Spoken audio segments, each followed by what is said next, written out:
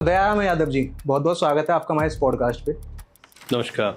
ये जो मूवी है इसके पीछे की क्या कहानी है? फिल्म उदयपुर फाइल 28 जून 2022 को उदयपुर में कन्हैयालाल दर्जी की मुस्लिम लड़कों ने आतंकवादी प्रक्रिया के तहत उनकी दुकान में घुस करके उनका गला रेत करके हत्या कर दी। तो इस फिल्म का आपको बनाने का इसका मोटिव क्या है? देखिए, इस फिल्म का मोटिव है सच्चाई देश के सामने लाने की। कुछ जिहादी सोच के जो लोग हैं वो शर्तन से जुदा का नारा लगा करके किसी दुकान में घुस जाते हैं और किसी के गला रेत करके हत्या कर देते हैं। गला काटने के बाद भी उसकी एक वीडियो बनाई वो चाकू छुरा लेकर के कि ये जो चाकू है अभी आज कन्हैयालाल की गर्दन तक गया है, कल ये मोदी तक भी जाएगा। तो माननीय सुप्रीम कोर्ट ने भी इसको रिलीज करने का आदेश दिया। इसका नाम पहले आपने ज्ञानवापी फाइल्स करके था। फिल्म की शुरुआत ज्ञानवापी से भी होती है। इसमें ज्ञानवापी मंदिर मस्जिद का जो विवाद जो चल रहा है वो भी इसमें दिखाया गया है, तो इसलिए हमने दूसरा नाम फिर फिल्म का रखा ज्ञानवापी फाइल। ये जो आपका केस चल रहा था, चाहे वो आपकी ये मूवी का चला हो, चाहे वो ज्ञानवापी वाला चल रहा हो, कौन मतलब इतना पैसा लगा रहा है और किस पे इतना टाइम है? तो देवबंद के मदनी है, जमीयत उलेमाए हिंद के जो डायरेक्टर हैं, और दूसरा है जावेद जो अक्यूज है कन्हैयालाल मर्डर केस में। उन्होंने हर जगह सुनने को आता है कि कहीं बाहर से पैसा आ रहा है। बाहर के जितने भी वो खुद तो आके काम नहीं करते हैं, उन्होंने क्या स्लीपर सेल्स बना रखे हैं भारत देश के अंदर में, ऐसे और दूसरे देश। तो आपको कहीं ये नहीं लगा कि यार हमें ये मूवी नहीं लानी चाहिए आगे, या कहीं आपको ऐसा दबाव महसूस नहीं हुआ? सच्चाई घटना में दिखाने के लिए उन लोगों को डर लगता है क्योंकि कोई कम्युनिटी हमारे खिलाफ खड़ी हो जाएगी। तो स्वागत है आप सब लोगों को एक बार फिर से हमारे इस यूट्यूब चैनल पे। हमारे देश में हर दिन एक नई मूवी आती है, हर दिन एक नई मूवी की स्क्रिप्ट लिखी जाती है और हर दिन एक नई मूवी किसी के दिमाग में आती है। पर उन्हीं कुछ मूवियों से कुछ ऐसी मूवी होती हैं जो हमें झंझोर के रख देती हैं और हमें ये सोचने पर मजबूर कर देती हैं कि हमारे समाज में क्या चल रहा है। ऐसी ही एक मूवी उदयपुर फाइल्स 8 तारीख को रिलीज हुई है। उसी के प्रोड्यूसर दयाराम यादव जी आज हमारे साथ हैं और आइए उनसे बात करते हैं और समझते हैं इस मूवी के पीछे की क्या कहानी है। तो दयाराम यादव जी, बहुत बहुत स्वागत है आपका हमारे इस पॉडकास्ट पे। नमस्कार। तो आप बताइए, ये जो मूवी है इसके पीछे की क्या कहानी है? फिल्म उदयपुर फाइल उदयपुर राजस्थान में हुई एक घटना कन्हैयालाल दर्जी के ऊपर आधारित है। 28 जून 2022 को उदयपुर में कन्हैयालाल दर्जी की निर्मम हत्या कर दी गई गला रेत करके। कुछ मुस्लिम संगठन के कुछ दो मुस्लिम लड़कों ने आतंकवादी प्रक्रिया के तहत उनकी दुकान में घुस करके उनका गला रेत करके हत्या कर दी। उसी पर हमने ये एक फिल्म बनाई है, ये देश को, पूरे समाज को ये दिखाने के लिए कि किस तरह से किसी एक इनोसेंट आदमी के साथ में जो अत्याचार हुआ है उसी को सबके सामने लाने के लिए हमने ये फिल्म बनाई है। तो इस फिल्म का आपको बनाने का इसका मोटिव क्या है? आप क्या लोगों को दिखाना चाहते हो इस फिल्म के माध्यम से? देखिए, इस फिल्म का मोटिव है सच्चाई देश के सामने लाने की कि किस तरह से कोई कट्टरपंथी सोच और कुछ जिहादी सोच के जो लोग हैं वो शर्तन से जुदा का नारा लगा करके किसी दुकान में घुस जाते हैं और किसी के गला रेत करके हत्या कर देते हैं। ये सच्चाई सबको सामने लाने का हमारा मोटिव है कि दोबारा कभी किसी और के साथ में इस तरह का अन्याय किसी दूसरे के साथ में ना हो, क्योंकि ये किसी एक कम्युनिटी के खिलाफ फिल्म नहीं है। लोग कह रहे हैं कि कम्युनिटी के खिलाफ है, जैसे नहीं है। ये कम्युनिटी को ये सोचने की जरूरत है कि ये ऐसा उन्होंने किया है तो क्यों किया है।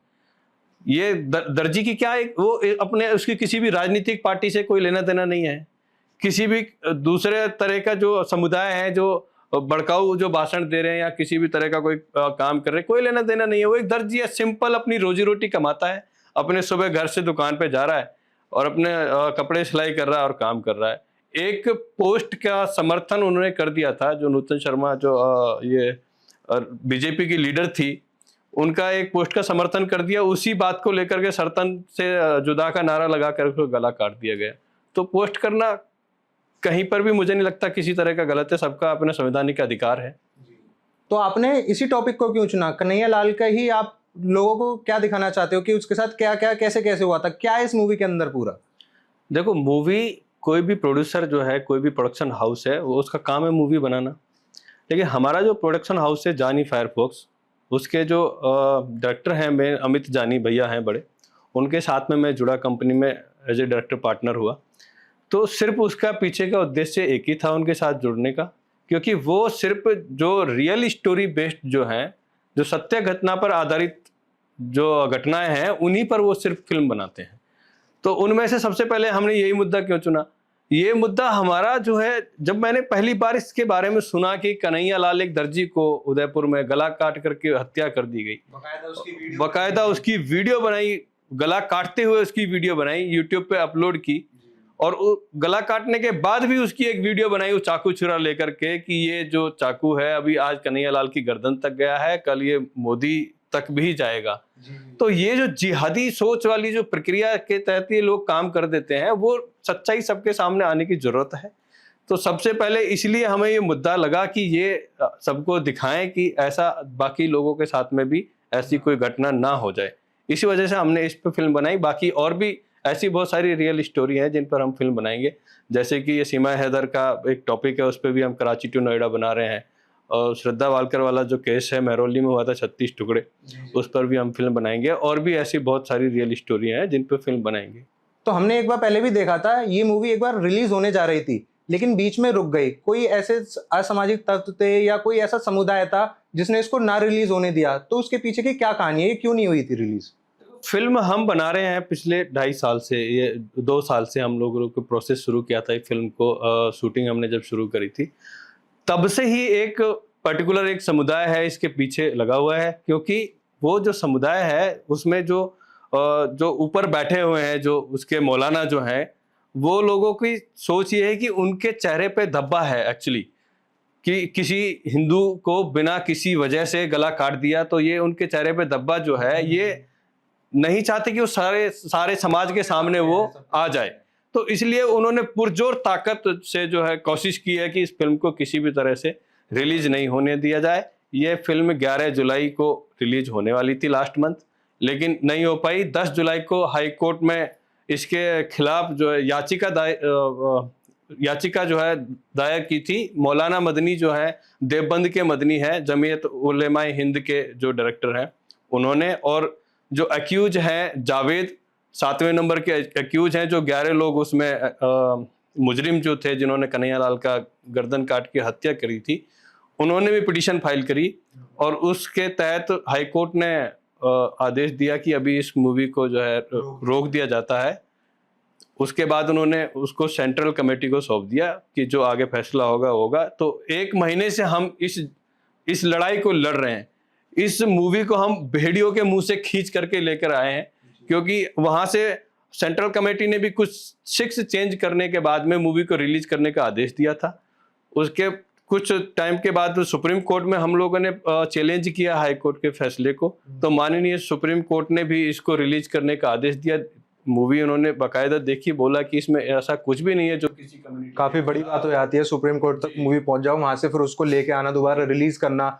आप लोग उस मानसिक से कैसे गुजर रहे होंगे, आप लोग उस मानसिक ट्रॉमा से कैसे गुजरे होंगे कि इतना सब कुछ लग चुका है मूवी के अंदर, सब कुछ दे दिया आपने, इतनी बड़ी टीम लगती है एक मूवी को बनाने में, इतना पैसा लगता है, सब कुछ लगता है। अगर ये फिल्म ना आती, ना रिलीज हो पाती, तो आपके लिए तो एक बहुत बड़ा वो हो जाता कि नहीं आ रही।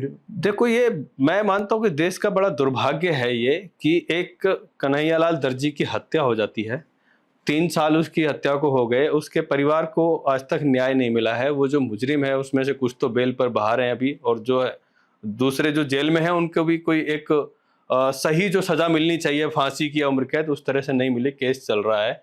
और 3 साल में सजा नहीं मिली और 3 दिन में मूवी के ऊपर स्टे आ गया जो कन्हैया लाल के मर्डर पे बन रही है। तो मैं देश का दुर्भाग्य मानता हूँ ये इस बात को। तो हमने देखा था इस मूवी का नाम पहले आपने ज्ञानवापी फाइल्स करके था, लेकिन आपने वो चेंज करके अब इसको उदयपुर फाइल्स कर दिया, ऐसा आपने क्यों करा? देखो, मूवी का कोई एक टाइटल रजिस्टर्ड होता है। जब ये उदयपुर की घटना पर मूवी हमने बनाना सोचा था, तो हमने मूवी का पहले टेलर मर्डर स्टोरी रखा था, टाइटल लिया था जो अप्रूव हुआ था इम्पा से। तो उसके बाद में जब फिल्म के चलते चलते हमने सोचा कि ये फिल्म की शुरुआत ज्ञानवापी से भी होती है। इसमें ज्ञानवापी मंदिर मस्जिद का जो विवाद जो चल रहा है वो भी इसमें दिखाया गया है। तो इसलिए हमने दूसरा नाम फिर फिल्म का रखा ज्ञानवापी फाइल, ए टेलर मर्डर स्टोरी। लेकिन इस पर सेंसर बोर्ड ने आपत्ति जताई कि अभी ज्ञानवापी का जो मुद्दा है वो अभी केस चल रहा है, उसमें कोर्ट में है। क्योंकि मेरा पर्सनल मत यह है कि ज्ञानवापी जो मंदिर है वो मंदिर है, मस्जिद वहां पे है ही नहीं, क्योंकि उस तरह के उसमें बहुत सारे सबूत मिले हैं जब कोर्ट ने उसको चेक करने की इजाजत। तो अभी फैसला पूरा आना अभी बाकी है। फैसला आना बाकी है, लेकिन मेरा पर्सनल मत है कि वो मंदिर ही है। मैं उसके एक दो चीजें बताता हूँ आपको। जैसे ज्ञानवापी जो शब्द है वो संस्कृत का शब्द है। तो मुगल इतने पढ़े लिखे नहीं थे उनको कि वो संस्कृत भाषा का ज्ञान उनको हो। उनको तो बस मार काट कर देना यही सब आता है उनको। तो ज्ञानवापी शब्द से ही पता लगता है कि ये एक हिंदू सनातनी शब्द है, और इसी के बेस पर ये फिल्म हम लोग कोर्ट में लड़ भी रहे हैं कि ये मंदिर है, मस्जिद नहीं है। और ज्ञानवापी मस्जिद में ये स्टोरी भी है कि जो उसमें शिवलिंग जो था, वहाँ के जो उस मठ के, उस मंदिर के जो पुजारी जो थे, उस शिवलिंग को ये असामाजिक तत्व जो हैं इनके नापाक हाथ उसको ना लग जाए। जब उन्होंने हमला किया मंदिर के ऊपर, तो उस शिवलिंग को लेकर के वो वहां पे बने कुएं में कूद गए थे, तो उसको बचाने के लिए। तो आज भी वहां पे नंदी भगवान है। किसी मंदिर में तो मंदिर में ही आपको नंदी भगवान मिलेंगे, आज तक कहीं मस्जिद के बाहर तो नंदी भगवान की आपने कोई तस्वीर भी नहीं देखी होगी। तो वहां पे तो साक्षात उनको रखा हुआ है। अभी एक बीच में पार्टीशन किया हुआ है, जो नंदी भगवान का जो मुख है वो उस बुजु खाने की तरफ है जिसमें शिवलिंग था, वहां पे जो कुआं था जिसमें कूद गए थे। और हमारी मान्यताओं में भी ये माना जाता है कि जो नंदी भगवान का मुंह होता है, जो मुख होता है, वो हमेशा शिवलिंग की तरफ होता है, क्योंकि नंदी जो भगवान है वो हमेशा शिव को देखते हुए रहते हैं। हाँ जी। तो इसी आधार पे हमने फिल्म का नाम पहले ज्ञानवापी फाइल रखा था, लेकिन जब सेंसर बोर्ड ने इस पे आपत्ति जताई तो हमने फिर फिल्म का नाम उदयपुर फाइल करके रख दिया। जैसे कि केरला की जो स्टोरी थी उस पर केरला फाइल बनी, उसी तरह से फिर हमने उदयपुर की स्टोरी। एक ऐसे कश्मीर फाइल्स भी मूवी आई थी काफी अच्छी।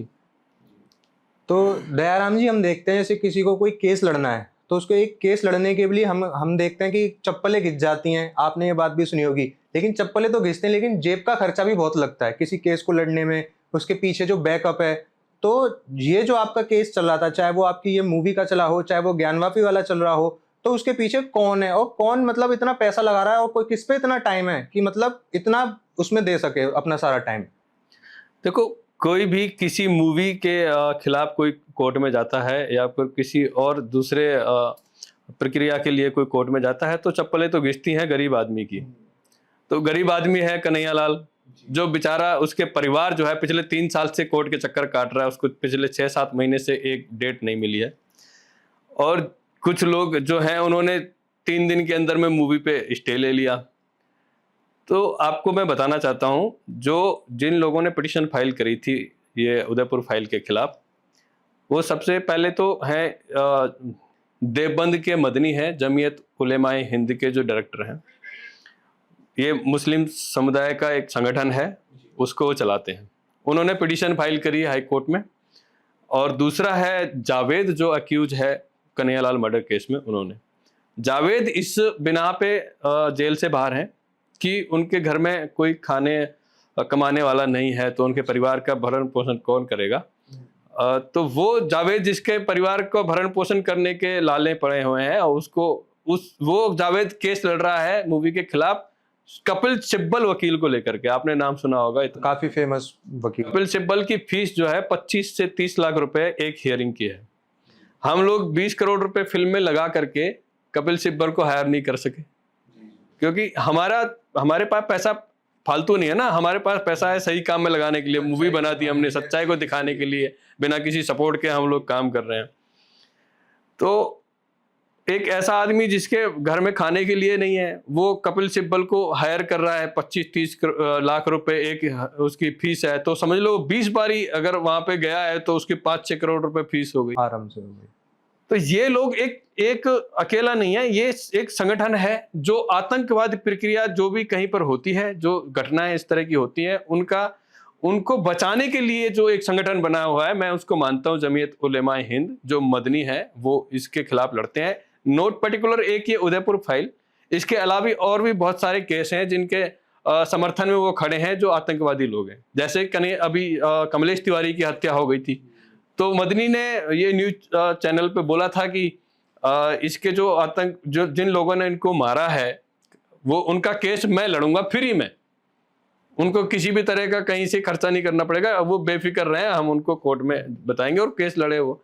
और भी हमारे कपिल सिब्बल जैसे लोग हैं, जैसे ये लोग ऐसी चीजों के खिलाफ केस लड़ते हैं क्योंकि इनके पास बाहर से पैसा आता है। इतने मुस्लिम कंट्री हैं, जो पाकिस्तान से पैसा आता है, इनको हवाले के पैसा आता है, या फिर ये मुस्लिम लोग जो ये मुस्लिम के जो परिवार है, जो लोग हैं, छोटे सोच वाले छोटे लोग जो हैं, जिनको मालूम नहीं है कि हमारे साथ हो क्या रहा है, हमारा पैसा कहाँ जाता है, वो लोग पैसा दान करते हैं। उसमें जो छोटे बच्चे हैं या अनाथ हैं या बुजुर्ग हैं, उनके लिए जो संस्थाएं बनी हुई है वहां पे देते हैं, और ये लोग उस पैसे को इस्तेमाल करते हैं आतंकवादियों को बचाने के लिए। और ये कई बार भी ये भी देखा जाता है कि अगर हमारे देश के अंदर कुछ ऐसी गतिविधि हुई है तो उसमें कहीं ना कहीं किसी बाहर की हमारी ऐसी शक्तियां हैं, जो हर जगह सुनने को आता है कि कहीं बाहर से पैसा आ रहा है, कहीं बाहर से सपोर्ट आ रहा है। ये भी एक बहुत बड़ी चीज होती है, हर चीज में देखी जाती है। ये भी बाहर के जितने भी जो आतंकवादी गिरोह जो हैं, वो खुद तो आके काम नहीं करते हैं। उन्होंने क्या स्लीपर सेल्स बना रखे हैं भारत देश के अंदर में, ऐसे और दूसरे देशों में भी।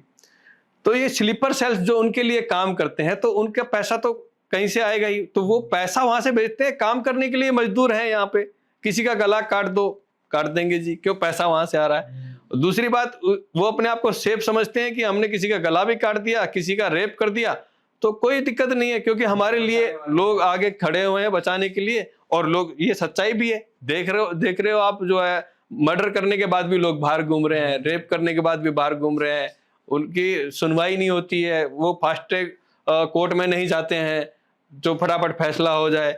सालों साल फैसला चलता है, जब तक उसका फैसला आने का टाइम आता है तब तक वो पता लगे दुनिया में खुद ही नहीं अल्लाह को प्यारे हो गए हैं। तो ये गिरोह है जो इस तरह से चलता है। आतंकवादी लोगों का जो साथ दे रहे हैं, ऐसे कई सारे संगठन बने हुए हैं हमारे देश में, और ये हमारे देश का दुर्भाग्य है कि लोग उनका समर्थन करते हैं। और आज भी एक कन्हैयालाल जैसी मर्डर स्टोरी पर फिल्म आ रही है तो उसके खिलाफ में लोग खड़े हुए हैं। लोग समझने को तैयार नहीं है कि वो ये कम्युनिटी को बदनाम जो कर रही है, तो वो एक तुम्हारी ही कम्युनिटी है, हम थोड़ी बदनाम कर रहे हैं, हम तो अपना दर्द दिखा रहे हैं। कोई भी हिंदू है जो जिसके गला कट गया, वो तो अपना दर्द दिखा रहा है कि मेरे साथ में क्या हुआ, ये किसी और के साथ में ना हो। बदनाम करने वाले तो तुम खुद ही हैं, तुम्हारे नबी के खिलाफ तुम्हारे ही जो मुस्लिम भाई है वही काम कर रहे हैं, तो उनको दोषी समझे, ना कि किसी हिंदू। इसमें ये भी कहा जाता है कि जो, या तो देखिए, जो छोटी सोच के लोग हैं उनको थोड़ा बरगला दिया जाता है। जो, अगर आप देखो, थोड़ा पढ़ा लिखा आदमी है या थोड़ा जो समझने वाला है, वो इन सब चीजों से दूर रहता है, जिसको अपना पता है कि हाँ मुझे क्या करना है। लेकिन जो छोटी सोच का है, इनको बरगला दिया, जैसे आपने कहा था स्लीपर सेल्स, तो ये वही लोग होते हैं जो आगे आके ये काम करते हैं।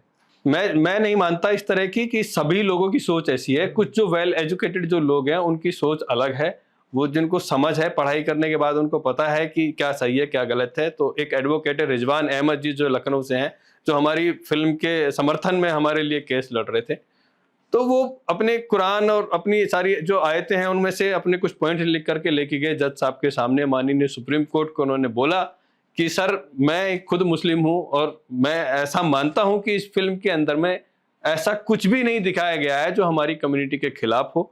ये लोग जो इसके खिलाफ केस लड़ रहे हैं, ये इनकी सोच ही आतंकवाद वाली है और ये सिर्फ आतंकवाद को ही समर्थन करते हैं।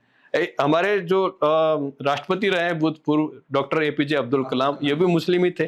तो मैं ऐसे लोगों को सैल्यूट करता हूँ, वो जो कि देश के बारे में सोचते हैं, ना कि किसी कम्युनिटी के बारे में सोचते हैं, या फिर वो किसी आतंकवादी सोच का साथ नहीं देते हैं, जो सही है उसका साथ देते हैं।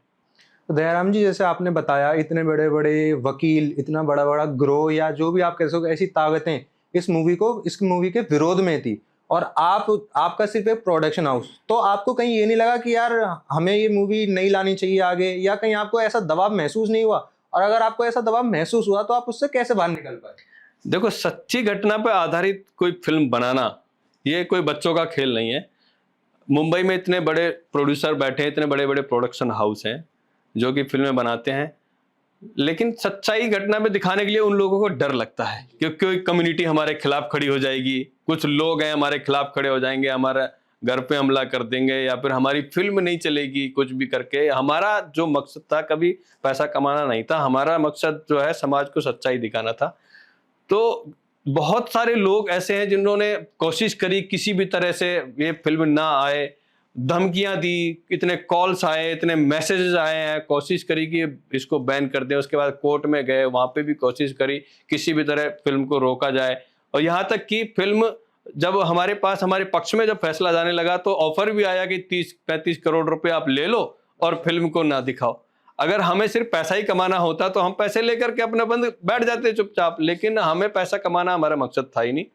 हमारा तो मकसद है समाज को सच्चाई दिखाना, समाज के सामने वो आईना लेकर के आना जिसको देख करके रूह कांप जाए कि किसी के साथ ऐसे कैसे हो सकता है। तो हम ये सब चीज़ों से नहीं डरते। जो होगा कि जन्म मृत्यु सब भगवान के हाथ में है, जो होगा सो होगा, लेकिन सच्चाई दिखाने से ना पीछे हटे थे, ना हटेंगे, ना किसी मौलाना से, मदनी से, ना मदरसे से, किसी से नहीं डरेंगे।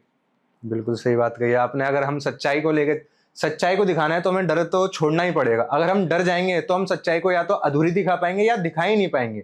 सबसे इंपॉर्टेंट बात तो यही है। तब आप हमें एक बात बताइए, इतनी सारी मूवी पहले से ही लगी हुई हैं, अब आपकी भी फिल्म आई है इसमें, तो आप हमें ऐसी बात बताइए कि लोग आपकी ही मूवी को क्यों देखें? और भी बहुत सारी मूवी हैं, वो उन्हें भी तो जाके देख सकते हैं। देखिए, लोग क्या है कि सोच इस तरह की हो गई है आजकल कि छोटे कपड़े पहन के देखने वाली मूवियाँ तो मौलाना साहब को बहुत अच्छी लगती है, या फिर आजकल का समाज ही इस तरह का है। सैयारा मूवी लगी हुई है, आप देख रहे हो थिएटर्स की क्या हालत है।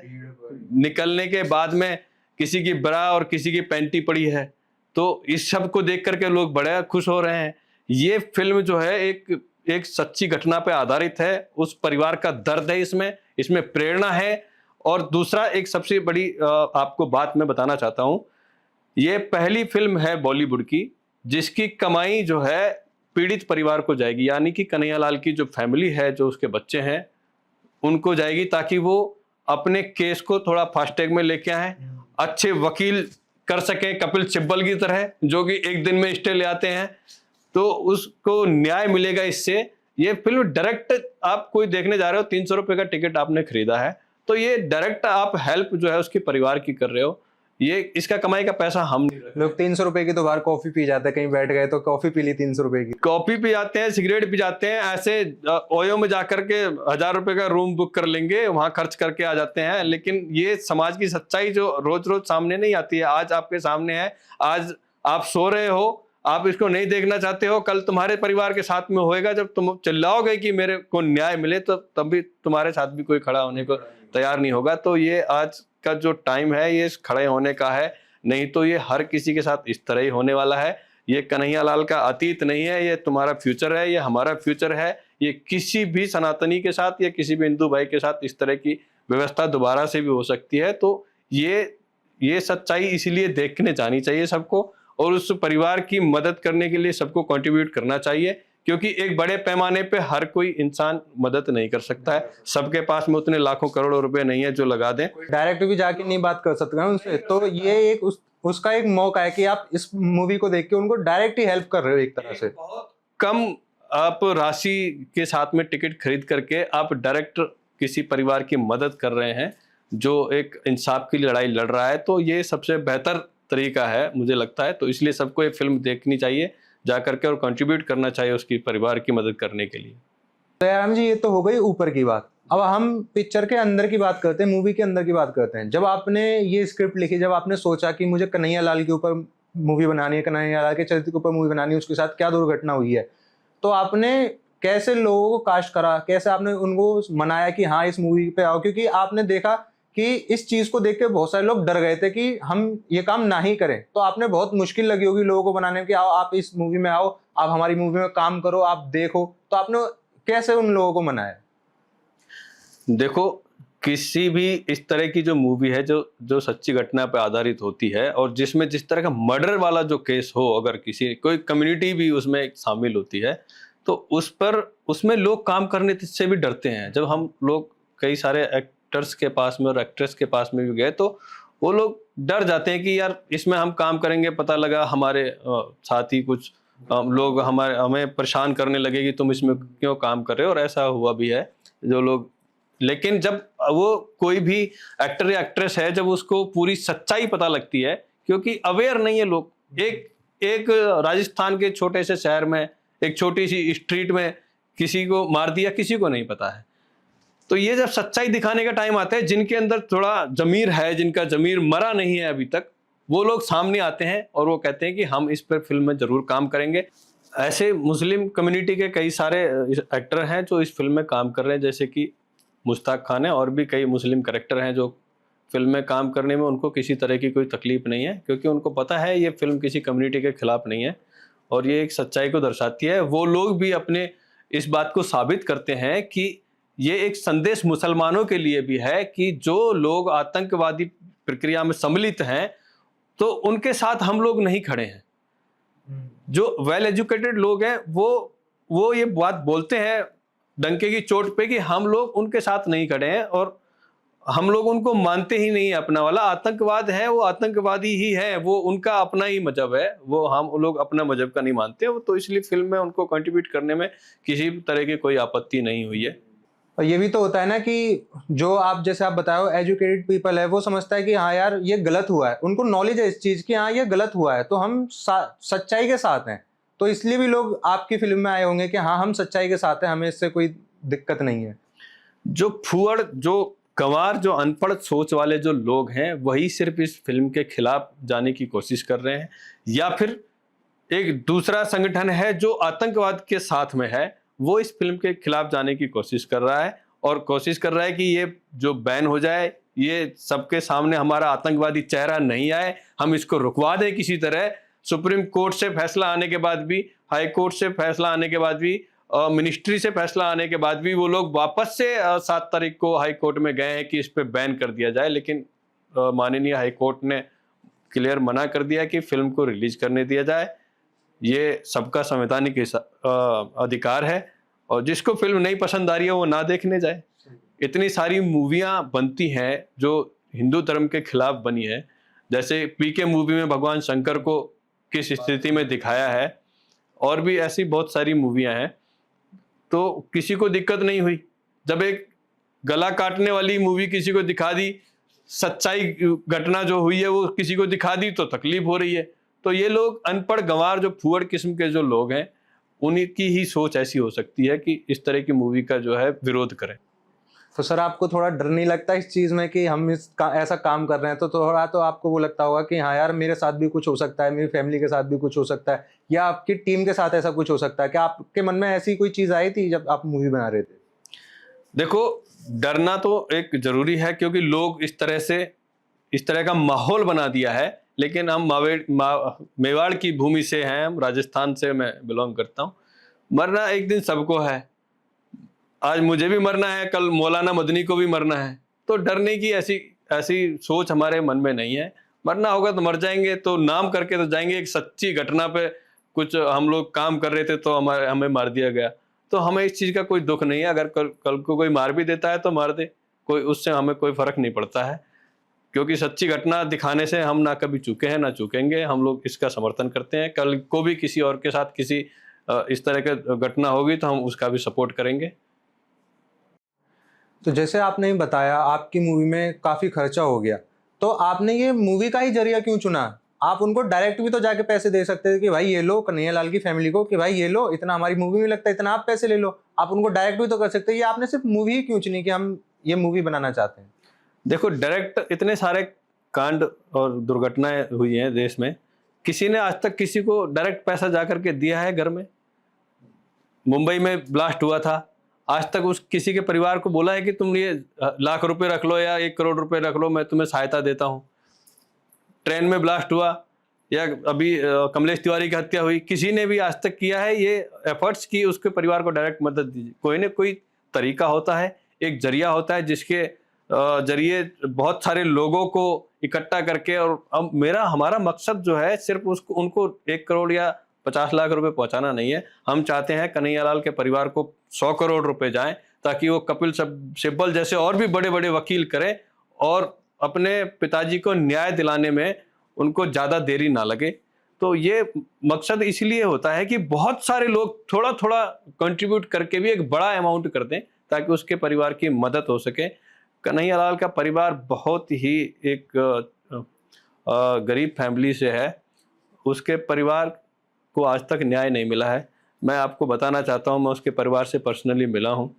उनका बेटा है यश साहू।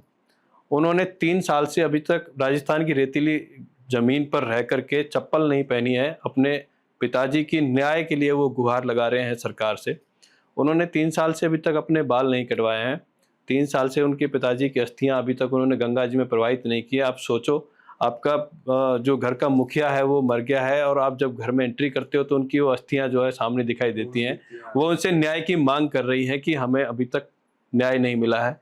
कन्हैयालाल जी के परिवार को न्याय दिलाने, उसके परिवार को मदद दिलाने के लिए ये एक ज़रिया था फ़िल्म, जिससे बहुत हज़ारों लोग, करोड़ों लोग, लाखों लोग इससे जुड़ें और थोड़ा-थोड़ा कंट्रीब्यूशन भी फ़िल्म के ज़रिए करें तो उसके परिवार को न्याय मिलने में मदद हो सके। कंट्रीब्यूशन करो, दूसरा लोगों को अगर 1000 लोग भी देखेंगे तो उनमें से 500 लोग समझ पाएंगे। हाँ, अगर आधे भी, मैं कहता हूँ 50% भी समझ पाए कि हाँ इनके साथ क्या हुआ था, तो वो तो बहुत बड़ी बात है। देश के सामने सच्चाई लाने के लिए फ़िल्म से बेहतर ज़रिया कुछ भी नहीं है। जहाँ पे ये, क्योंकि वर्ल्ड वाइज़ हमने फ़िल्म को रिलीज़ किया है, इसी देश में नहीं दूसरे देश में भी लोगों को मैसेज जाता है कि किस तरह से किसी दूसरे के साथ में अत्याचार हुआ है। तो और मुझे नहीं लगता कोई दूसरा तरीका ऐसा है जिससे ज़्यादा से ज़्यादा लोगों को संदेश पहुँचाया जा सकता है। तो इसलिए हमने फ़िल्म का ज़रिया से चुना, उनको न्याय मिले और सच्चाई लोगों के सामने आए। तो आपने अपनी मूवी में जो मेन कैरेक्टर जो प्ले कर रहे हैं वो विजय राज जी हैं, काफ़ी फेमस एक्टर हैं वो। तो आपने उनको कैसे कास्ट किया अपनी मूवी में? आप उन तक कैसे पहुँचे? उनसे क्या आपकी वार्तालाप हुई कि आपने उनको कैसे मनाया कि आप हमारी मूवी में काम करो? देखो, किसी भी फ़िल्म पे जब काम करना होता है और वो फ़िल्म किसी रियल स्टोरी पे बेस्ड हो, तो हमें देखना पड़ता है कि उस तरह का सेम टू सेम कैरेक्टर कोई ऐसा मिल जाए जो उसको रियल लाइफ में जी सके। तो हमें लगा विजय राज से बेहतर कोई चेहरा बॉलीवुड में नहीं है, जो कन्हैयालाल का जो किरदार है उसको अच्छे से बखूबी निभा पाए। और उन्होंने जब फ़िल्म में काम किया है, आप लोग फ़िल्म देखने जाओगे तो आपको समझ में आएगा कि उस दर्द को फ़ील करके उतनी बेहतरीन एक्टिंग कोई दूसरा उसमें कैरेक्टर नहीं कर सकता था। तो इसी तरह से चुनाव होता है, और भी दूसरे एक्टर भी हैं फ़िल्म में जो दूसरे कैरेक्टर कर रहे हैं। जैसे कि रजनीश दुग्गल है जो 1920 में जो हीरो थे, वो भी हमारी फ़िल्म में आईबी चीफ बने हुए हैं। और भी ऐसे कई सारे फेमस फेस हैं जो फ़िल्म में काम कर रहे हैं, तो वो हम उसके हिसाब से चुनते हैं जो उस फ़िल्म के फेस पे जो सॉलिड सही बैठेगा, उसी हिसाब से हम चयन करते हैं। जो बिल्कुल ऐसा लगे, रियल लगे कि हाँ। जी, और भी फ़िल्म में तो 200, 300, 400 लोग शामिल होते हैं, तो उसके लिए हमने अलग-अलग शहर में बहुत जगह ऑडिशन भी किए हैं, जो जहाँ से जिसके अंदर प्रतिभा है, जिसके अंदर टैलेंट है, हमने उसको लिया है और कैरेक्टर दिया है फ़िल्म में, और बहुत अच्छा काम भी किया है लोगों ने। तो आप अभी मुझे अपने आगे आने वाले फ्यूचर के प्लान के बारे में बता रहे थे। आप एक बार और बताइए, आपके आगे और किस-किस विषय पे आप और मूवी बनाना चाहते हैं? जैसा कि मैंने पहले भी बताया था आपको कि हमारे प्रोडक्शन हाउस का एजेंडा ही है कि हम रियल स्टोरी पे बेस्ड फ़िल्में ही बनाते हैं। तो इसके बाद भी और कई सारी फ़िल्में हैं जिनका पहले ट्रेलर भी हमने दिया हुआ है, जैसे कि कराची टू नोएडा दिया हुआ है जो सीमा हैदर के ऊपर फ़िल्म हम बना रहे हैं। लॉरेंस द गैंगस्टर स्टोरी भी हम बना रहे हैं, और उसके अलावा ये महरौली में जो केस हुआ था उसको भी 35 टुकड़े कर दिए थे। हाँ, हाँ, हाँ, श्रद्धा मर्डर केस। कर उसके ऊपर भी हम फ़िल्म बना रहे हैं। तो रियल स्टोरी पे जिस तरह जो भी कहानियाँ इस तरह की बहुत हैं, उनके ऊपर हम फ़िल्म काम करेंगे, और आगे भी इस तरह की कई सारे घटनाएँ हो रही हैं, जो अभी हो चुकी हैं। तो उस पे भी हम फ़िल्म बनाने की सोच रहे हैं। तो हमारे काफ़ी अच्छी-अच्छी मूवी देखने के लिए मिल सकती है आगे आने वाले टाइम में आपके प्रोडक्शन हाउस की तरफ से। हाँ जी, हमारे प्रोडक्शन हाउस से आपको ऐसी रियल स्टोरी ही देखने को मिलेंगी जो एक समाज को एक प्रेरणा देंगी, लोगों के दिल में, दिमाग में चेतना जागृत करेंगी कि समाज में थोड़ा सुधार हो। तो दयाराम जी, अब आप हमारे दर्शकों को लास्ट में कुछ बताना चाहेंगे? आप हमारे दर्शकों को क्या राय देना चाहोगे? तो आप एक बार बता सकते हैं। देखिए, मैं पूरे देश के जो लोग हैं उनको एक मैसेज देना चाहता हूँ। ये जो फ़िल्म है, ये एक रियल स्टोरी है, एक कन्हैयालाल दर्जी का दर्द है, उसके परिवार का दर्द है, इसको सब लोग देखने जाएँ। क्योंकि ये कहानी जो आज हमारे साथ हुई है, वो कल किसी और के साथ भी हो सकती है। कन्हैयालाल का परिवार न्याय के लिए इंतज़ार कर रहा है, उसके परिवार को न्याय मिलना चाहिए, उसके परिवार की मदद करने के लिए फ़िल्म देखनी चाहिए, उसको परिवार की मदद में कंट्रीब्यूट करने के लिए फ़िल्म देखनी चाहिए। जब हम 20 करोड़ रुपए लगा करके फ़िल्म बना सकते हैं ये समाज के सामने सच्चाई लाने के लिए, तो मुझे नहीं लगता किसी को 300 रुपए का टिकट खरीद करके उसके परिवार के मदद के लिए भी फ़िल्म अगर देखने जाएगा तो कोई आपत्ति होगी। आप लोगों से, सभी से अनुरोध है, फ़िल्म को ज़्यादा से ज़्यादा जाकर के सिनेमाघरों में देखें। पूरे देश के लोगों तक ये मैसेज पहुंचाए कि इस फिल्म का प्रमोशन करें, क्योंकि हमारे पास बहुत कम टाइम मिला था। ये महीने भर की जद्दोजहद के बाद में वीडियो के मुंह से हम ये फिल्म को जो है खींच के लाए थे। हमारा तो काम इतना ही है कि हम आपके सामने, समाज के सामने सच्चाई को प्रस्तुत कर सके किसी भी तरह। वो लड़ाई हमने लड़ी है, वो संघर्ष हमने किया है। अब ये जिम्मेदारी आपकी है कि आप इसको किस तरह से आगे तक पहुंचा सकते हैं, किस तरह आप कोशिश कर सकते हैं कि कन्हैयालाल के परिवार को हम 100 करोड़ दे पाएं, 200 करोड़ रुपए दे पाएं, ताकि ज्यादा से ज्यादा उसकी मदद हो सके। धन्यवाद। तो ये था आज का हमारा पॉडकास्ट दयाराम जी के साथ, जो उदयपुर फाइल्स के प्रोड्यूसर हैं। आप सभी से अनुरोध है, एक बार जरूर जाके उदयपुर फाइल्स देखना और अपने फैमिली के साथ, अपने दोस्तों के साथ जाके देखना और सबको बताना इस मूवी के बारे में, ताकि इस मूवी की सच्चाई सब लोगों के सामने आ सके। और हमारे चैनल को जरूर सब्सक्राइब कर देना, लाइक कर देना और कमेंट कर देना, जो भी आपको बेस्ट पार्ट लगा हो। अब हम मिलते हैं अगली वीडियो में एक नए चेहरे के साथ। तब तक के लिए राम राम।